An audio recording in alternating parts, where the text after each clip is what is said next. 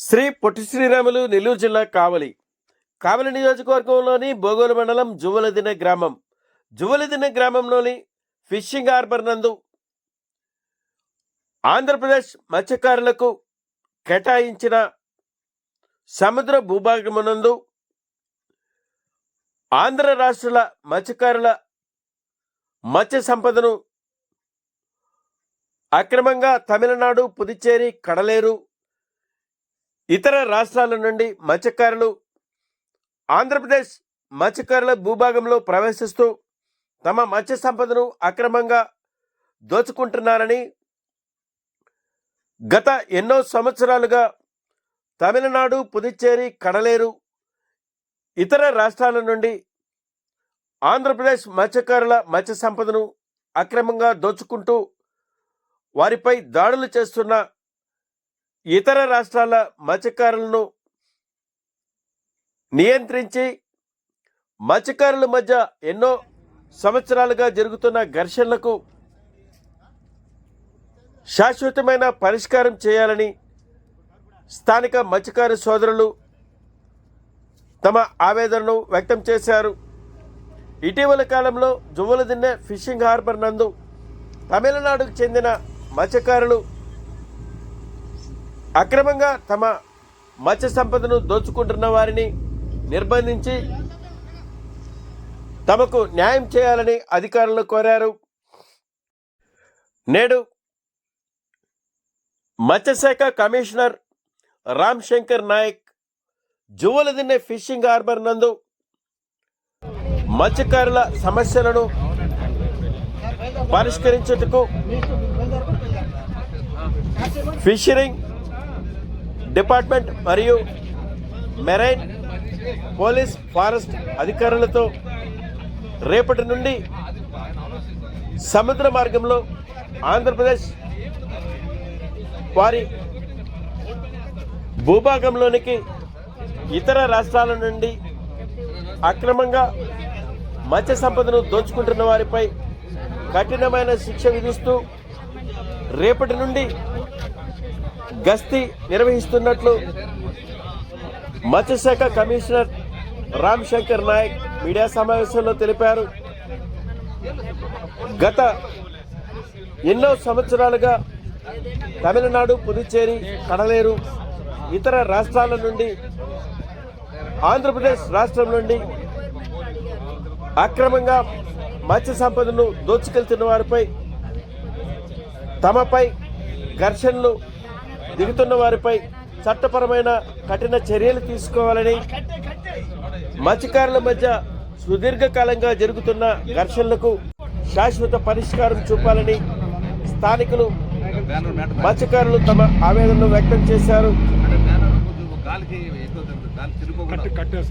మత్స్యకారుల సమస్యకు స్పందిస్తూ మత్స్యశాఖ కమిషనర్ రామ్ శంకర్ నాయక్ చట్టపరమైన కఠిన చర్యలు తీసుకుంటూ శాశ్వతమైన పరిష్కారానికి ఉన్నతాధికారులతో మాట్లాడి పరిష్కరిస్తామని మీడియా సమావేశంలో తెలిపారు. పై కార్యక్రమంలో Nellore fisheries JD K Shanti, మత్స్యశాఖ అధికారులు, మెరైన్, పోలీస్ అధికారులు మరియు సిబ్బంది, Kavali DSP Sridhar, CI Rajeswararao, Paparao, Mitragunta SI Prabhakar మరియు స్థానిక మెరైన్ సిబ్బంది తదితరులు పాల్గొన్నారు.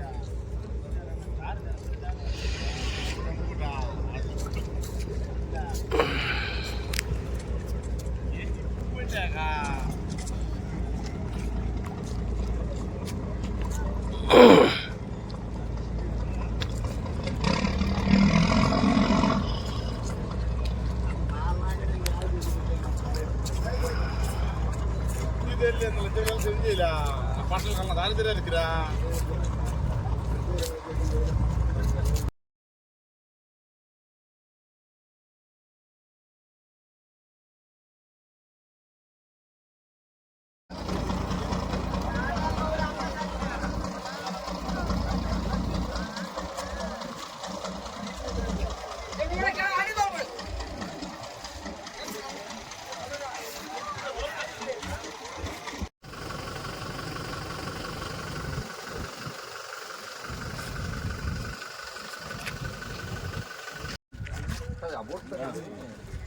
ముగ్గురు ఏంటమ్మా, ముగ్గురిని పిలిపిస్తావా బోట్లో? మన ప్రాంతంలో మత్స్యకారులు ఎంత కష్టపడుతున్నారని నువ్వు అంత లాగే వల వేసేసి పట్టాల్సిన అవసరం ఏముంది?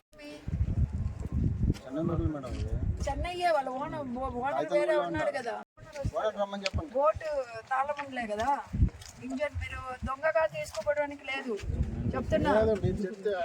ఆ తాళం వేసి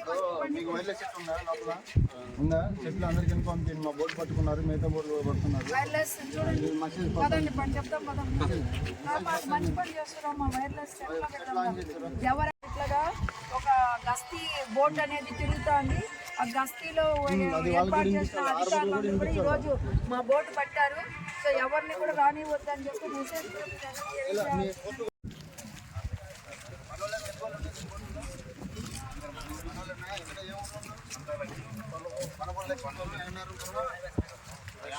వేరే బోటు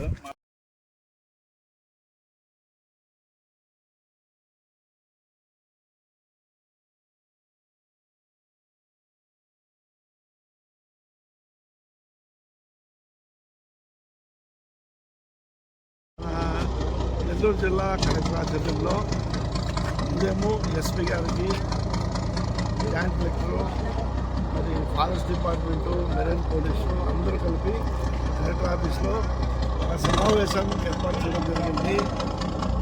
ఈ సమావేశంలో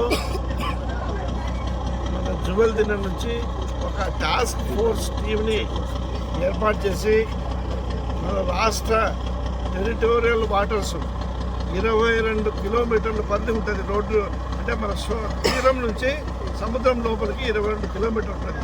ఈ 22 కిలోమీటర్ల పరిధిలో మొత్తం కూడా మన రాష్ట్ర ప్రభుత్వానికి సర్వ హక్కులు ఉంటాయి. ఈ టెరిటోరియల్ వాటర్స్లో వేరే రాష్ట్రం యొక్క పడవలు రాకూడదు. అలా వస్తే పర్మిషన్ తీసుకొని రావాలి. ఏదైనా విపత్తు కాని సమయం కానీ, ఏదైనా ఇబ్బంది, మెకానికల్ ఫెయిల్యూర్ అట్లాంటివి ఉన్నప్పుడు పర్మిషన్ తీసుకొని రావచ్చు, దానికి ఏం అభ్యంతరం లేదు.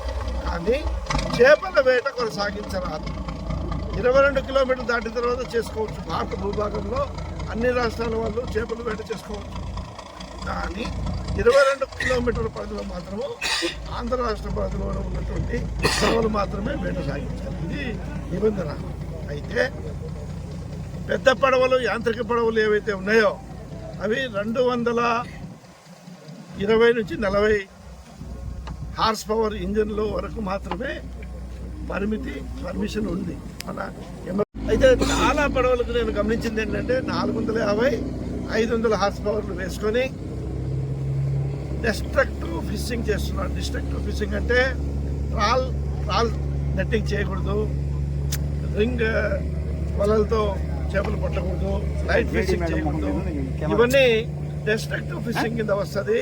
ట్రాలింగ్ చేయడం వల్ల ఏమవుతుందంటే సముద్రంలో ఉన్నటువంటి గ్రౌండ్ మొత్తం కూడా డొకేజ్ చేయడం వల్ల సముద్రం యొక్క మత్స్య సంపద పడిపోయింది.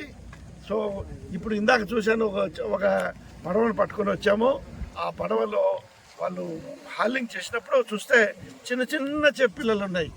అవి కనీసం అంటే ఒక సంవత్సరం పైబడి పెద్ద కావడానికి పడుతుంది. అటువంటి చిన్న చిన్న చేపపిల్లల్ని పట్టేస్తున్నారు. దానివల్ల సముద్రంలో మత్స్య సంపద తరిగిపోయి చిన్న చిన్న సాంప్రదాయ మత్స్యకార సోదరులకి, ముఖ్యంగా ఈ ఓబిఎం, ఐబిఎం చిన్న చిన్న పడవల మీద వేటకెళ్ళేటువంటి వాళ్ళకి సముద్రానికి దగ్గర తీరంలో చేపలు పట్టుకోవడానికి వసతి లేకుండా, వాటికి ఎటువంటి అవకాశం లేకుండా వాళ్ళ లైవ్లీహుడ్స్ అన్నీ చాలా దుర్భరంగా మారింది. కాబట్టి మన ప్రభుత్వం నుంచి మరి ఈ టాస్క్ ఫోర్స్ టీం అనేటువంటిది కన్స్టిట్యూట్ చేయడం జరిగింది.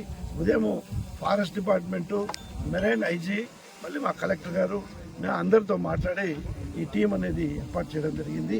రేపటి నుంచి, ఈరోజు మేము ట్రయల్గా రన్ చేసి చూసాము, రేపటి నుంచి ఈ టీము కంటిన్యూస్గా forest department, fisheries department, marine police వీళ్ళు ముగ్గురు ఆధ్వర్యంలో డ్రోన్ కూడా తీసుకొని కావాల్సిన మైక్ సిస్టము, దానికి ఏమేమి వసతులు అవసరం ఉన్నాయో అన్నీ తీసుకొని మరి రేపటి నుంచి కంటిన్యూస్గా సముద్ర తీరం మీద మన రాష్ట్ర తీరం మీద గస్తీ అనేటువంటిది ఏర్పాటు చేయడం జరిగింది.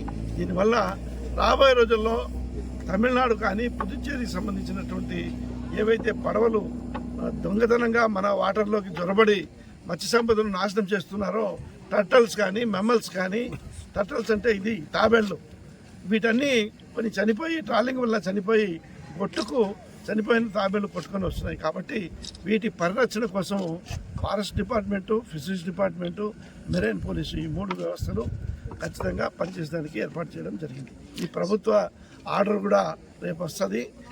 ప్రభుత్వానికి కూడా ఇవన్నీ నివేదన ఇవ్వడం జరిగింది. ఆ ఆర్డర్స్ వస్తాయి. దానికంటే ముందే మనము ఇది ప్రారంభిస్తున్నాం. Thank you sir. కొన్ని సంవత్సరాల నుంచి మత్స్యకారులు తమిళనాడు తర్వాత ఆంధ్ర వాళ్ళకి ఈ ఘర్షణలు జరుగుతున్నాయి. దానికి శాశ్వత పరిష్కారం అనేది లేదా, ఇలాగే కొనసాగుతూ ఉండాలి ఈ 2 రాష్ట్రాల మధ్య మత్స్యకారుల మధ్య గొడవలు? దీనికి పరిష్కార మార్గం ఏంటి? ఇది పరిష్కారం అంటే ఒకటే. ఇప్పుడు భారత ప్రభుత్వానికి నివేదికలు పంపించాము, మరి తమిళనాడు పుదుచ్చేరి ప్రభుత్వాలకు కూడా పంపించాము. వాళ్ళకి పంపిస్తే వాళ్ళు ఏమంటారు తెలుసా, మా పుదుచ్చేరి తమిళనాడు వాళ్ళు, మీరు ఏ ల్యాండ్ అంటే ఎక్కడ సముద్రంలో మీ పరిధిలో వాళ్ళు వేట సాగిస్తున్నట్టు ఒక ఆధారం చూపించండి, ఆ బోట్ నంబర్తో సహా ఫోటో పెట్టండి, అప్పుడు ఆ బోట్ల మీద యాక్షన్ తీసుకుంటామనేటువంటిది వాళ్ళ వాదన. ప్రతిసారి రాసినప్పుడల్లా ఇదే చెప్తున్నారు. అందుకే మేము ఆ బోట్ నంబర్లు, ఆ ల్యాండ్ అన్నీ తీసుకున్నాము ఇప్పుడు. సో అది రాస్తాం, ఎందుకంటే వాళ్ళ పరిధిలో వస్తుంది యాక్షన్ కాబట్టి వాళ్ళకి రాసి ఆ బోట్లు మరి పనిష్మెంట్ కింద వాళ్ళు వాటిని రాకుండా మళ్ళీ ట్రాలింగ్లో బ్యాన్ పీరియడ్ చేయాల్సింది పడతాము. రెండోది, భవిష్యత్తులో కూడా ఒక పర్మనెంట్ సొల్యూషన్ కావాలంటే ఖచ్చితంగా గస్తీ తీరం వెంబడి గస్తీ చేసేటువంటి టీం, ఏది ఫారెస్టు, మెరైన్ పోలీసు, ఫిషరీస్, వీళ్ళు ఖచ్చితంగా ఏర్పాటు ఉండాలి. అది ఉన్నప్పుడే శాశ్వత పరిష్కారం అనేది దొరుకుతుంది. ఈ బోట్లు మిస్సింగ్ పై ఏమన్నా విచారణ జరుగుతున్నారా? అది బోట్లు మిస్సింగ్ అంటే ఎత్తుకొని పోయినారు, ఎవరు ఎత్తుకుపోయినారు అనేది పోలీసు వాళ్ళు ఎన్క్వైరీ చేసి తీసుకుంటారు. Thank you sir.